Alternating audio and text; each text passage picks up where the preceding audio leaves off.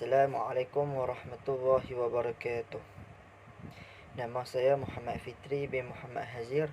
Nombor metrik di 183111170. Alhamdulillahirrabbilalamin. Wassalatu wassalamu ala ashrafil anbiya'i wal mursalin wa ala alihi wa sahbihi ajma'in. Alhamdulillah. Tajuk yang ingin saya ceritakan ataupun yang ingin saya kongsikan adalah berkenaan tentang Melayu Islam ataupun dikenali sebagai Islam Melayu. First sekali ataupun mula-mula sekali, pertamanya sekali, kita mestilah kena tahu asal usul bangsa Melayu itu sendiri. Dan asal usul bangsa Melayu itu sendiri adalah satu bangsa yang cukup terkenal dengan adat kesopanannya, dan juga boleh dikatakan satu bangsa yang telah mempunyai tamadun yang amat agung dan sangat-sangat lama, berkurun-kurun lama sudah ada. Dan boleh lagi kita dikatakan bangsa Melayu itu sendiri adalah satu bangsa yang mana budi pekertinya cukup tinggi, cukup harmoni. Disebabkan apa? Disebabkan bangsa kita ataupun bangsa Melayu ni, antara bangsa Melayu ni lah bangsa yang mempunyai hanya satu agama, iaitu Islam. Walaupun di dunia ini kita lihat pelbagai bangsa yang ada di pelosok dunia, tapi di setiap bangsa tersebut boleh dikatakan ada agama mereka tu sendiri. Tapi tak dengan bangsa Melayu. Bila mana bangsa Melayu dia hanya ada satu agama, iaitu Islam. Bila mana saja kita sebut Islam, bila mana kita sebut Melayu, terdetik di fikiran kita yang pertama adalah Islam. Disebabkan apa? Disebabkan Melayu dengan Islam ni dia tak dapat lagi dah nak dipisahkan. Okey, macam mana Islam boleh tiba-tiba ataupun awal kejadian Islam tu mai kat tanah Melayu? Dia mula daripada dua tempat, iaitu di dua kerajaan. Di kerajaan Perak yang dikenali sebagai Aceh Utara sekarang, ataupun kerajaan Kedah Tua. Kerajaan Perak ada satu rombongan daripada orang Arab, dan dalam rombongan tersebut turut disertai Said Ali, iaitu keturunan Ahlul Bait, iaitu keturunan Rasulullah SAW. Dan bila mana Said Ali ini dia telah mengahwini puteri Perak yang bernama Puteri Makhdum. Apabila mereka dah kahwin, mereka telah dikurniakan zuriat yang bernama Said Abdul Aziz. Dan bermula dengan anak mereka ni lah, anak Said Ali dan juga Puteri Makhdum ni, maka tertubuhlah kerajaan Islam pertama di alam Nusantara ataupun dikenali sebagai alam Melayu, iaitu kerajaan Islam Perak.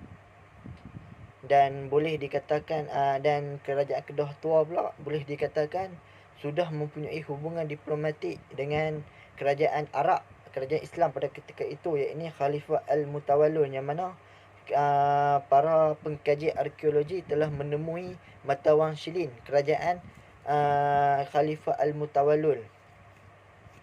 Dan selain itu juga kerajaan Kedah Tua ni ada setengah orang dalam sebuah rikayat mengatakan bahawa kerajaan Kedah Tua ni pernah membantu tentera Salahuddin Al-Ayyubi dalam peperangan salib untuk membebaskan ataupun menawan kota Baitul Maqdis, iaitu di Palestin. Di mana kerajaan Kedah Tua ni dia telah memberi ataupun mensupply, orang panggil supply bahan-bahan rempah ratus. Untuk apa? Sebab masa ketika tu semua benda tak penting dah. Kira emas ke apa tak, yang penting adalah rempah ratus. Untuk apa? Untuk mengawetkan makanan untuk bagi tahan lama, dan juga untuk merawat luka-luka yang ada selepas berperang. Dan ada lagi satu kerajaan yang mana sungguh kuatnya Islam, iaitu kerajaan Melaka.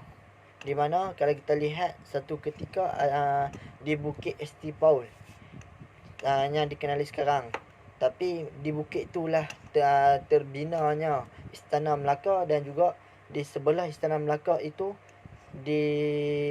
dibinanya masjid. Nak dikatakan apa pada ketika itu? kerajaan Melaka melambangkan Islam tu adalah agama yang tertinggi. Dan juga ada cerita yang mengatakan bahawa Raja Portugis pada ketika itu ingin menyerang Mekah, dan berita tu pula dapat kepada Sultan Melaka.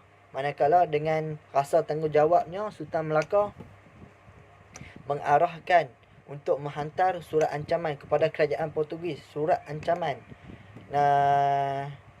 Dan Raja Portugis pun telah dapat surat ancaman, di mana surat ancaman tersebut Sultan Melaka habaq bahawa kalau Raja Portugis tak mau nak tarik balik tentera Portugis untuk menyerang kota Mekah, maka kerajaan Sultan Melaka dengan penuh bertanggungjawabnya akan membunuh semua pedagang Portugis yang berdagang di Melaka. Maka dengan itulah, dengan asbab Allah SWT memberi keputusan kepada Raja Melaka untuk menghantar surat, maka dengan itu Raja Portugis pun menarik balik untuk menyerang Mekah. Dan kita boleh ambil iktibar di mana kejatuhan ataupun peperangan pertama di alam Melayu melibatkan kerajaan Islam, iaitu pada tanggal 1511, iaitu kejatuhannya Empayar Melaka, di mana dalam peperangan ni kerajaan Melaka, kerajaan Demak, kerajaan Aceh, mereka bersatu untuk mengambil balik kota Melaka. Bukan tu saja, di setiap peperangan di kerajaan Demak, berapa banyak ulama menyertai peperangan, antaranya Sunan Kalijaga, Sunan Kudus, di mana Sunan Kudus tu sendiri menjadi angkatan tentera perang laut kerajaan Demak pada ketika itu. Dan tak lari juga dengan kerajaan Aceh, yang mana Syekh Samsuddin Al-Sumatera, yang ini seorang tokoh ulama yang mengetuai angkatan tentera perang untuk membebaskan kota Melaka, dan akhirnya beliau syahid dan dimakamkan di negeri Melaka. Dan di Kelantan ada seorang tokoh yang bernama Tok Janggut. Tok Janggut ni juga adalah seorang ulama yang mana dia berjaya memimpin pasukannya untuk menyerang British hingga ke pejabat pentadbiran British. Dan pada tahun 1989 kerajaan British telah menyerang Tok Janggut dan juga pengikut-pengikutnya, dan akhirnya Tok Janggut terkorban pada ketika itu. Dan di Terengganu juga ada seorang tokoh ulama yang bernama Tuan Guru Haji Abdul Rahman Limbong, yang mana dia menyerang British di Kuala Terengganu, iaitu di bangunan British. Dan apabila tengah duk serang, akhirnya mereka diserang balik, dan akhirnya pengikut Tuan Guru Haji Abdul Rahman Limbong banyak yang syahid, dan Tuan Guru Haji Abdul Rahman Limbong dibuang daerah, dan akhirnya beliau berpindah ke Mekah dan meniupkan nafas yang terakhir di kota Mekah. Ni adalah antara cerita yang mana Melayu ni dengan Islam tak dapat dipisahkan, yang saya kata awal tadi, di mana bangsa untuk nenek moyang kita dulu bersatu padu. Orang awam, ulama, sultan dan orang-orang besar, mereka bersatu padu mempertahankan mempertahankan agama Islam yang kita, untuk kita hari ini. Memang betul kalau ada orang kata Buddha sampai dulu di tanah Melayu, Buddha Hindu sampai dulu di tanah Melayu, tapi agama Islam adalah agama yang paling kuat yang dipertahankan oleh bangsa kita ini, bangsa Melayu. Dan akhirnya kita dapat melakukan ataupun kita dapat mengamalkan agama kita, iaitu agama Islam, dengan sempurna pada hari ini. Disebabkan apa? Disebabkan dengan izin Allah SWT, nenek moyang kita dulu bertungkus lumus untuk mempertahankan agama kita. Dan Islam dengan Melayu ni memang dah sebati.